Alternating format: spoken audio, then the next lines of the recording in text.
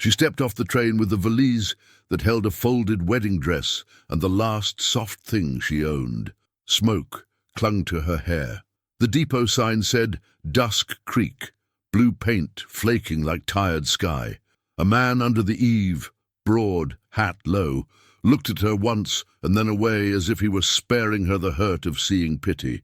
"Miss Ada Finch," the agent called, bell-thin voice. Wire came through. He thumbed a paper. "Regret. Circumstances changed. Do not come." Signed, Elijah Ward. Ada held herself very still, the way a person holds a plate of hot biscuits they refuse to drop. The valise slid to her boots. Inside, the dress whispered like a promise, forgetting its lines. The broad man's eyes were ash-grey beneath his brim. "Calder McCall," he said to the agent, not to her. "Ward sent a boy. Rivers up." "He can tell me himself," Ada said, voice steady because the only other choice was to let it shake. "I came to be a wife. He can look at me and say no." Calder tipped his hat a fraction. "My place is halfway," he said. "Roof, water, then Rabbit Ford in the morning."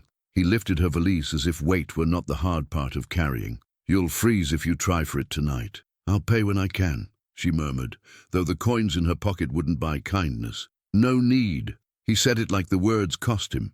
He helped her onto a wagon that smelled of leather and sagebrush. They rode into that hour when light forgets whether it is gold or grey. His house stood square, porch missing 3 pickets, tin patches flashing on the roof. Inside, wood ash, iron, and a clean note. A spare bed waited with a quilt, pieced from old shirts, stitches small and stubborn. Ada ran a finger over them, the way a person reads without words. They felt like a life that might hold if a body was careful. They ate stew without talk. A moth thudded the lamp glass, like a heart too eager for light. "You can stay till morning," he said. "I'll take you as far as Rabbit Ford. After that, it's the Wards say so." "And if they won't see me?" She touched the valise. "Then you come back," he said, watching the lamp wick he trimmed with a thumbnail. "Or you don't. But you won't sleep cold on my account." Softer. "Nobody deserves to be sent away by ink." She lay down fully dressed, boots against the bed frame. The pillow smelled faintly of cedar. She slept. She didn't see Calder stand once in the doorway, arms folded, watching porch shadows like weather. Before dawn, a fist hit the door, fast and mean. Calder's chair scraped. Ada sat up, quilt clenched in both hands. A second knock. A voice she didn't know. "Open up, McCall. We're looking for a woman from the city." Calder opened on the grey of almost morning and let the cold bite the men so they'd decide if their errand was worth shivering for. 3 of them. One wore a badge polished more than obeyed. "Wire says a mail-order woman got off the train not invited," he said. He made invited sound polite for something that wasn't. Ada stepped into the kitchen doorway so she could see without being seen. The badger's gaze snagged on her valise. Calder's didn't move. "Woman like that might be trouble," the badge added. "Or she might be bred at an empty table," Calder said. "You don't know which because you ain't asked." "No, Wards don't want her," the badge said. "Send her on." "To where?" Calder asked mildly. "Does a person get sent? The east? The sky?" He nodded toward the stove. "Coffee's hot. Warm your hands and you can talk like humans." They came in because cold makes beggars of us all. Ada poured with only 1 spoon's click to show shaking. "Name?" the badge asked. Pen scratching like ink could decide a life. "Ada Finch," she said. "From Indiana. Bank took the farm. I answered an ad. I came to be a wife." "Wards changed their mind," the badge said. "We'll see you cross at Rabbit Ford and keep the peace." "We'll hear them say it," Ada replied, "with mouths, not wires." Calder glanced at her, a winter-still look that made room for 1 green blade. He nodded once. Agreement enough. When the men left, Calder put a biscuit in a rag and handed it to her. "Eat it on the road. Trouble rides faster when you're empty." They rolled out when the sun found its metal. Rabbit Ford showed its teeth, brown water muscled with spring melt, logs shouldering each other. The badge waited on the west bank, a crow with company. "You can turn back," Calder said, eyes on water. "Nobody'll think less." "I will," she answered, palm flat on the bench to stop the shake, and I've thought too little of myself for too long. They went in. Cold climbed her skirt and bit her thighs. The current shoved. A log glanced the rear wheel. The wagon lurched. "Down!" Calder barked. She hunkered. His hat went, hair dark with spray, jaw white with the work of keeping angles true. For a sick beat, the wheel rode timber, then found stone, popped free. The horses lunged. They clawed to the far bank hard. On the north road, fences stood straight as sermons. The Ward house had no missing pickets. Someone counted them each night. Elijah Ward came out handsome the way men are who haven't had to be kind where others can see. His eyes slid. "Miss Finch," he said, mispronouncing it. "My circumstances changed. I came to hear it," she said. "Say it. I am to wed a neighbor's daughter. The wire, I regret the inconvenience." Ada had braced for a blow, not smallness. "Inconvenience," she repeated. "I sold my mother's quilt. I scrubbed floors. I wrote you the truth about my hands, and you call that inconvenience." He reached for his pocket, like coin could fix what ink had broken. She held out her hand instead. He put his letters in it, because he wanted the moment over. Ada folded them slowly, as if laying out a body. She turned. Calder's quiet steadied her like a post. He didn't ask if she was all right. He made space for the answer to show up later. At the fence line, she bled the ink in a puddle and let the paper go. The paper spun once and sank. She didn't cry. Not yet. They camped in cottonwoods by a small fire that gave more comfort than heat. After the coffee, Calder spoke without looking up. "I had a wife," he said. "May. Winter fever took her and the boy. 4 years now." "I'm sorry," Ada said. "First summer after my father died, I stood outside the smithy with my eyes closed to keep the smell of iron and clover." He huffed, almost a laugh. "Sometimes in January I wake sure I can smell peaches. Turns out it's memory cooking." Silence that wasn't empty. Stars stitched the sky. The river talked to itself. Calder cleared his throat. "You can stay on if you wish. Work's thick in spring." "I don't mean—" He scrubbed his neck. "I ain't asking with ink. I'll work," she said, "on one condition." "What's that?" "Don't look at me like weather. I'm Ada." His slow nod felt like a tree agreeing with wind. He reached across the fire in the old way. She put her hand in his, warm, careful, not too long, not too quick. Morning brought hoofbeats, and a rider who loved important news. "McCall," he barked, breath white. "Someone cut your south fence and ran 3 yearlings." Tracks toward Blanca Draw. Calder doused the fire. His look asked without words, "Do you stay or do you come where trouble goes?" Ada climbed onto the bench. Answer enough. He slapped the reins, and the wagon jolted into a day that meant to test what promises were worth when the sun got a say. The draw wore mourning like a knife wears light, narrow, flashing. Calder's jaw worked, muscle jumping. The road forgot itself and became a suggestion. The wagon rattled in agreement. They found the break where wire curled like a mean smile. Calder crouched, touched a boot print, then the crescent where a yearling stumbled. 2 men, 1 limps, he said. "They're pushing fast." "Friends of the badge?" Ada asked. "Friends of themselves." He listened, eyes on the bottleneck ahead, where rock pinched the trail thin. A stone ticked somewhere up canyon. A muffled curse followed, the sound of a plan losing its hat. Calder didn't raise the rifle. He called instead, voice like someone negotiating with weather. "Boys, you've got 3 with my brand. Leave them in the narrow and back away, and we'll finish this with words. Push, and the rock will do worse than I will." Silence, then a laugh without humor. "McCall, didn't know you took to singing." Another voice, closer, meaner. "He's got a woman with him. Take her reins. He won't shoot clean." Ada tasted dust. "If they push, they'll break the calves," she whispered. "They want me choosing what to lose," he replied. "I ain't choosing." He snapped the reins. The team lunged. The wagon shot for the pinch. A man stepped from behind a rock, pistol up and surprise wide. Calder threw the steering bar right so hard the rear wheel scraped a scream that set Ada's teeth on edge. The pistol cracked. A splinter jumped from the seat by her thigh. She didn't fold. Calder drove them into the tight place so fast the dust couldn't keep up. 3 yearlings inside, eyes white, flanks shivering. Beyond, the drawer widened to release. The limping thief grabbed a tail and sat down hard for his troubles. The other man brought his pistol level at Calder's back. Ada moved before thought could argue. She scooped the fallen pistol from the wagon floor.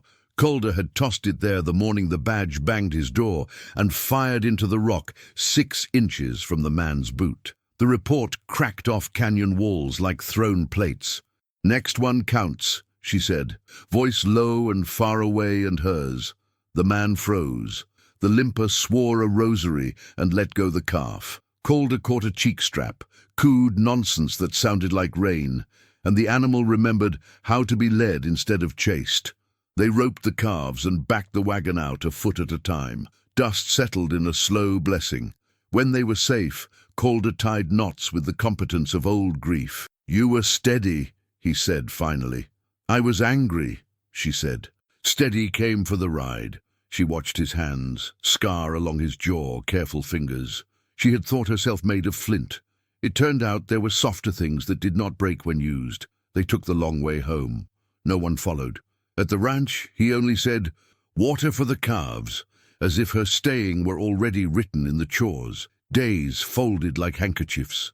In the mornings he left a steaming mug on the rail where she liked to watch the light climb the pasture.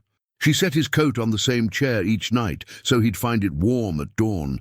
Between such small mercies, a life began to feel like theirs. She learned the rhythm. Coffee before light, a quiet nod in place of ceremony, wire stretched with equal pull, bread set to rise under a damp cloth that smelled like old flour. She wore his spare coat and May's sunbonnet, offered carefully, accepted plainly. At night, she sat on the porch step and stitched torn shirt elbows with small, stubborn bites of thread, feeling the day calm under her hands. He left his glove on the fence post she used, so the leather warmed in the sun for her before a cold chore. She picked up a dropped hammer and set the head against his palm without words when a nail fought back. She laughed once, surprised, when a calf tried to nurse her apron strings. He turned as if thirsty toward water. It would have been enough, the labor, the porch, the talk that wasn't talk. Then the badge rode up at noon one day, sweat turning dust to clay on his horse's shoulders. He saw the calves safe and Ada's hands raw. "Heard about Blanca Draw," he said, working his jaw like he had to chew before swallowing pride. "Boys slipped across the county line, not worth the paper to chase." He tilted his hat toward Ada. "You shoot?" "I scare," she said. "Worked," he muttered. And Ada watched a man change inch by inch the way a river changes a rock. If left alone, they'd have slid into peace. But the Ward matter had a long tail. 2 weeks later, Elijah rattled into the yard with a veiled wife. He held a book, like proof. "Miss Finch," he said, and the mispronunciation sat wrong in the air like sour milk. "I've come to make things right. I'll pay your fare back east. I'll add a little for the inconvenience," she said, and smiled without showing teeth. "You've used that word twice now. Does it feel smaller when you repeat it? You were warned." He tapped the book. "Everything is recorded." Calder stood a step behind Ada, tall without looming, a steadiness you could hang a lantern on. He didn't touch her. He didn't need to. "Not everything that counts gets ink," he said quietly. Elijah glanced at him, measuring. "You thinking to keep her?" Ada spoke before the shape of insult could finish forming. "No," she said. "I am thinking to keep myself." She stepped closer. "You will go home to your ledger and your counted pickets. You will tell your wife that a stranger crossed a river to hear a coward speak and found he could not make a mouth big enough for the truth. Then you will sleep, and you will dream of water pushing a small paper boat under. And you will wake, and you will not know why your day tastes of river." Silence held. Elijah's wife looked at Ada with a gaze that had weighed women before and recognized the weight of choosing. She reached for her husband's sleeve. He clicked to the team and left in a low dust. They didn't talk about it until sundown. Ada sat with her needle. Calder oiled the hinge on the barn door because the squeak had been telling him secrets he didn't want spread. Finally, he came to the step and sat 2 boards away. I don't offer pretty, he said to the dark. I offer steady. I'll ride storms. You don't have to answer now. She set the knot with a thumbnail. I don't want quiet, she said. Not that kind. I want coffee before light. Wire pulled even, bread that rises, and a man who looks at me and sees Ada, not weather. She reached, found his work-rough hand on the step, and set her fingers atop it. She didn't lace them. Not yet. Just set. Steady is pretty enough. He laughed low, like water finding a lower place. He turned his hand palm up under hers. He didn't hold too long. He didn't let go too quick. Later, he told her more. May's peaches in January, grief turning him into a hinge, wanting to be more again. She told him about the Indiana winters and the smell of oil and clover, about selling her mother's quilt, about how her own name in her own mouth had begun to sound like a promise again. They sat until the cold lifted their arm hair and the moths chose the dark. By then, trust had a spine. So when a cow bawled wrong and sign showed men watching from the cottonwoods, Calder didn't say stay. Ada didn't wait. She took the rifle and said, "Let's see to our fences." They went into the trees together, breath white, boots quiet. The night smelled of wet bark and something else, fear turning into resolve. Out beyond, something moved that shouldn't have. Trouble had decided they were worth a second try. They chose to make a stand instead of run. Calder checked the gate chains, tied them high so a rush would tangle. Ada packed flour, jerky, the coffee tin, and the little tin of lye soap that made water feel like forgiveness. She filled the lamp, trimmed the wick. He saddled the sorrel and the bay. They spoke low, so words landed without bruising. "North fence first," he said. "If they're smart, they'll come where the ground gives." "They've not been smart so far," she answered, and the corner of his mouth found something like a smile. They rode out under a sky the color of iron, dawn, barely thinking about waking. Frost silvered the sage. At the fence line, wire sang a tired note where somebody had leaned their weight. Calder put his palm to it. The vibration told a story of recent hands. Tracks drifted toward the cut in the ridge. "We meet them in the narrow," he said. "No room to flank." "What do you want me to do?" she asked. "Be my right hand," he said simply. It landed in her chest like a bell. They set themselves where the game pinched. Rock to the left, thorn to the right, the trail a throat. Calder stood easy, hat low, the rifle loose in his hand. Ada knelt behind a greasewood, pistol steady, breath going in fours the way she'd learned to lace herself to the moment when too much feeling wanted in. They came just after full light. The limper from the draw, the other man with new nerve, and a third with a scar puckering his upper lip like a bad joke. They saw McCall and checked, then saw Ada's pistol and checked again. It is a useful thing when trouble realizes it has miscounted. Scar lip swung down, hands open like he owned the word reasonable. "We don't want blood," he said. "Wire and calves say otherwise," Calder replied. "Ward says you're harboring a woman who ain't his," Scarlip added, testing new leverage. "Says the law don't mind if we bring her back to town for a talk." Ada felt the world go small and clear. "Then Ward can come talk to me with his own mouth," she said. "I've had my fill of men hiring their courage." The third man's gaze flicked, calculating angles. He moved his hand wrong. Calder said, "Don't." Quiet as snowfall. The man didn't listen. He went for metal. Calder's shot came quick, clean and mean, cracking the morning in half. The man's hat jumped and flew. His hand froze where living things choose to listen. Ada's pistol did not waver. Scarlip cursed and lifted his palms higher. "All right," he snapped, the bravado leaking. "We'll go. Keep your calves and your fancy bride." His mouth twisted around the last word like it cut him. "Fancy is what a thing looks like when you never did the work," Ada said. "Go home." They did, because when people meet a wall that won't move, sometimes they remember other directions exist. Calder watched them dwindle to ants. Ada kept the pistol up until dust took them. Only then did she let breath leave the place under her ribs, where she'd been keeping it as collateral. Back at the house, quiet took some convincing. They sat at the table, hands around mugs. His knuckles were raw where wire bit. Her hair had come loose. A strand stuck to her lip and she didn't bother with it. He set his cup down, made his face ready for hard words, and then did a brave thing. Said the soft ones instead. "I don't want to do this without you," he said. "Any of it. If you'll have me, Ada Finch, I want to make a home with you, not to fix you, to be fixed by what we build." She could have answered with jokes or practicalities. She did not. She put her hand on his cheek, thumb over the pale jaw scar that had once been only a line and was now a part of the map. "I want to live as your wife," she said, the sentence shaped like a vow because that's what it was. Boots by your door, voice at your table, name on the calf book if you'd like, love in the quiet and in the storms. He breathed like a man who had been underwater too long and found bottom with his feet. He kissed her brow, then her mouth, short and sure, the kind of kiss you can build a day's labor on. "All right," he said simply. "All right." They married on the porch a week later. Bread lady from the depot stood witness with a loaf and a smile that said she remembered. The badge came, hat in hand, face less polished and more human. "You done with me yet?" he asked dryly, after the preacher said, "Amen." "Not hardly," Calder replied. "I'll be needing signatures when I sell beef next fall." The badge barked a laugh like a log catching flame. Life didn't turn into song. It turned into work with singing in it. Ada learned to see rain before it formed, to sniff iron in the wind. Calder learned the trick of coffee that didn't taste like tin.